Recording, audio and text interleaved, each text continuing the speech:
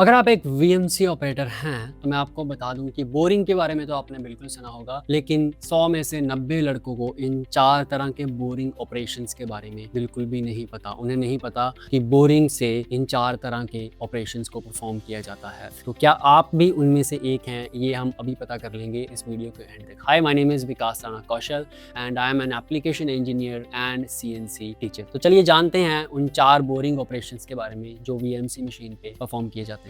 सबसे पहला boring operation जो होता है उसे कहते हैं रफ बोरिंग। जब भी हमें कोई होल को बड़ा करना होता है, लेट्स से हमारा होल 20 mm का है और हमें उसे 40 mm का करना है, तो हम पहले उसे 38 या 39 mm तक रफ बोर से बोर करते हैं। यानी कि रफ बोरिंग की पहचान क्या होती है? रफ बोरिंग टूल में हमेशा 2 से ज्यादा इंसर्ट लगी होती है, यानी कि उसमें 2, 3, 4, 5 ऐसे इंसर्ट लगी होती है, कभी भी सिंगल इंसर्ट नहीं लगी होती। और रफ बोरिंग का मेन काम जो होता है वो ज्यादा से ज्यादा मटेरियल रिमूव करना होता है, किसी भी फिनिशिंग की चिंता किए बिना। दूसरा बोरिंग ऑपरेशन जिसकी हम बात करने वाले हैं वो है फिनिश बोरिंग। जब हमारी रफ बोरिंग हो जाती है उसके बाद हमें उस होल को फिनिश करना पड़ता है, बिकॉज रफ बोरिंग करने के बाद जो होल का सरफेस रहता है वो काफी खुरदरा रहता है, तो उसको हम यूज नहीं कर सकते कोई प्रिसाइज फिटिंग के लिए। इसलिए उसका डाया मेंटेन करने के लिए और उसकी ज्योमेट्रिकल टॉलरेंस मेंटेन करने के लिए उसमें फिनिश बोरिंग ऑपरेशन किया जाता है। फिनिश बोरिंग ऑपरेशन करने के लिए आपके पास ऐसे फिनिश बोरिंग बार होने चाहिए, और सारे फिनिश बोरिंग बार जो होते हैं ज्यादातर एक इंसर्ट के साथ आते हैं ताकि उसकी सर्कुलरिटी मेंटेन रहे, उसकी सिलेंड्रिसिटी मेंटेन रहे।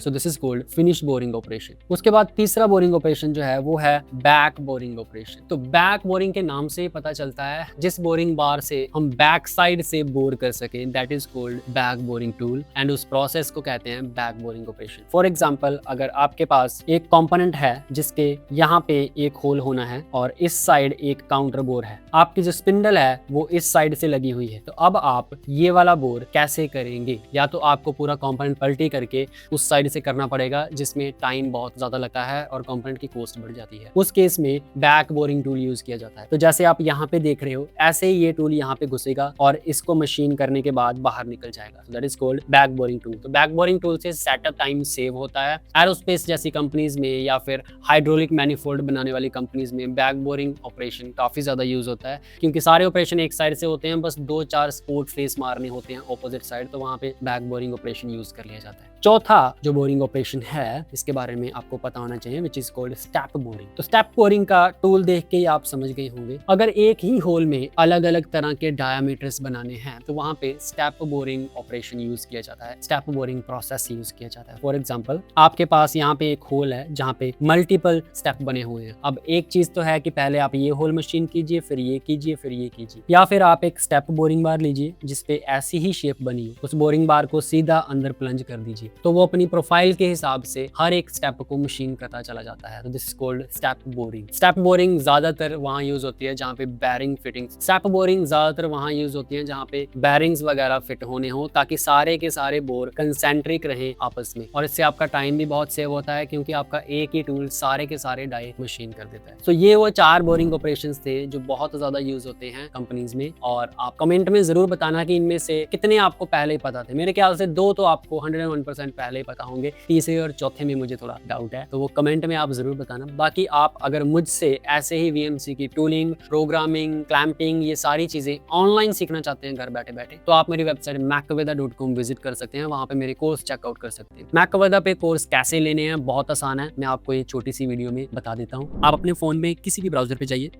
वहां पे वेबसाइट टाइप कीजिए macaveda.com। वेबसाइट खुलने के बाद आप स्क्रॉल अप कीजिए तो आपको नीचे सारे कोर्सेज मिलेंगे, जो भी मेरे ऑनलाइन कोर्सेज हैं। जो भी कोर्स आप लेना चाहते हो उस पर क्लिक कीजिए। क्लिक करने के बाद उस कोर्स की डिटेल देखिए, जैसे कि कोर्स का सिलेबस। आप सिलेबस वीडियो के थ्रू भी देख सकते हो और आप सिलेबस नीचे पढ़ भी सकते हो। अगर आपको कोर्स का कंटेंट पसंद आए तो स्टार्ट नाउ पे क्लिक कीजिए। उसके बाद बाय नाउ बटन दबाइए।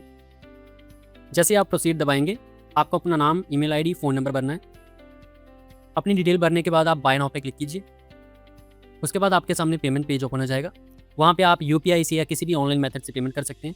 पेमेंट करने के बाद जब आप दोबारा मेरी वेबसाइट macaveda.com पे जाएंगे, उसके बाद लॉगिन पे क्लिक करेंगे तो कोर्स ऑटोमेटिकली आपकी लाइब्रेरी में चला जाएगा।